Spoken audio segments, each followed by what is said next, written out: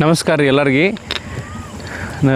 ನದಿಗೆ ನೋಡಿ ಒಂದು ಕತೆ ನೆನಪಾಗ್ತೈತಿ ನನಗೆ. ಏನಂದರೆ ಸಂತ ಕಬೀರ್ದಾಸರು ಅಂತ ನೀವೆಲ್ಲರೂ ಕೇಳಿದಿರಿ. ಆ ಸಂತ ಕಬೀರ್ದಾಸರು ಒಂದು ದೋಹೆಯಲ್ಲಿ ನೆನಪಾಗ್ತೈತಿ ನದಿ ನೋಡಿ. ಏನಂದರೆ नतनी दीज सियार को सुमरत बार बार लेकिन नाक दिया जसियार को भुला दी नार. नतनी दीज सियार को सुमरत बार बार लेकिन नाक दिया जसियार को भुला दी नार. ಅಂದರೆ ಕಬೀರ್ದಾಸರು ಪ್ರತಿದಿನ ನದಿ ಸ್ನಾನಕ್ಕಂತ ಬರ್ತಿದ್ರಂತೆ.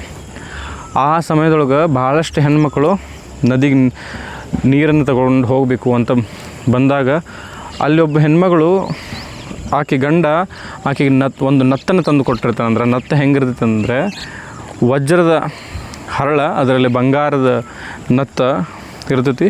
ಆ ನತ್ತನ್ನು ನೋಡಿ ಪ್ರತಿದಿನ ಬಂದಿರತಂಥ ತನ್ನ ಸಖಿಯರಿಗೆ, ಸಹಪಾಠಿಗಳಿಗೆ ಆ ಹೆಣ್ಮಗಳು ಏನು ಹೇಳ್ತಿಲ್ಲಪ್ಪ ಅಂದರೆ, ನನ್ನ ಗಂಡ ನನ್ನ ಮೇಲೆ ಭಾಳ ಪ್ರೀತಿ ಮಾಡ್ತಾನೋ, ಭಾಳ ನನ್ನ ಕಾಳಜಿ ಮಾಡ್ತಾನೋ, ನನ್ನ ಸಲುವಾಗಿ ಒಂದು ಬಂಗಾರದ ವಜ್ರದ ಹರಳಿನ ನತ್ತನ್ನು ತಂದು ಕೊಟ್ಟಿದ್ದಾನು. ಆ ನತ್ತು ಬಿಸಿಲಿಗೆ ಫಳ ಹೊಳಿತೈತಿ, ಭಾಳ ಬೆಲೆ ಬಾಳುವಂಥ ನತ್ತ, ನನ್ನ ಯಜಮಾನ್ ನನ್ನ ಪ್ರೀತಿ ಮಾಡ್ತಾನೋ ಅಂತ ಹೇಳ್ತಾನಂತ. ಪ್ರತಿದಿನ ಬಂದಾಗ ಕಬೀರ್ದಾಸರಲ್ಲಿದ್ದಾಗ ಅದನ್ನು ಕೇಳಿ ಕೇಳಿ ಕೇಳಿ ಕೇಳಿ ಅವರಿಗೆ ಒಂದು ದೋಹೆ ನೆನಪಾಗ್ತೈತಿ. ಅದೇ ಇದು ದೋಹೆ.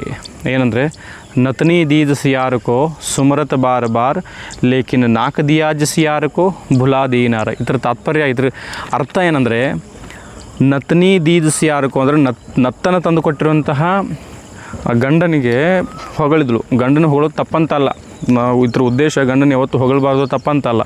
ಆದರೆ ಹತ್ರ ಹಿಂದಿರುವಂತಹ ತಾತ್ಪರ್ಯ ಏನಂದರೆ, ನತನಿ ದೀದ್ ಸಿಯಾರಕು ಸುಮರತ್ ಬಾರ್ ಬಾರ್, ಪದೇ ಪದೇ ಗಂಡನನ್ನು ನನ್ನ ಗಂಡ ಹಂಗಿದಾನು, ನನ್ನ ಗಂಡ ಭಾಳ ಪ್ರೀತಿ ಮಾಡ್ತಾನು ಅಂತ ಹೇಳಿದರು.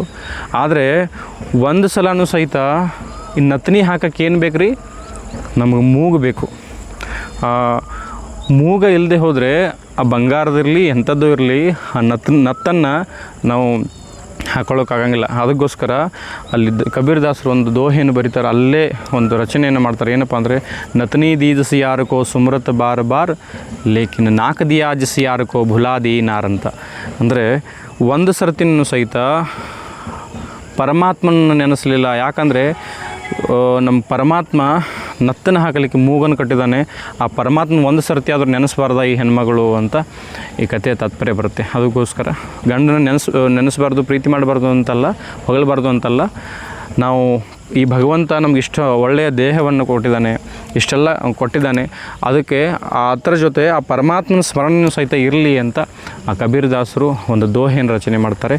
ನಿಮಗೆ ದೋಹೆ ಏನಾದರೂ ಇಷ್ಟವಾದರೆ ಲೈಕ್ ಮಾಡಿ, ಶೇರ್ ಮಾಡಿ, ಸಬ್ಸ್ಕ್ರೈಬ್ ಮಾಡಿ. ಎಲ್ಲರಿಗೂ ನಮಸ್ಕಾರ, ಧನ್ಯವಾದಗಳು.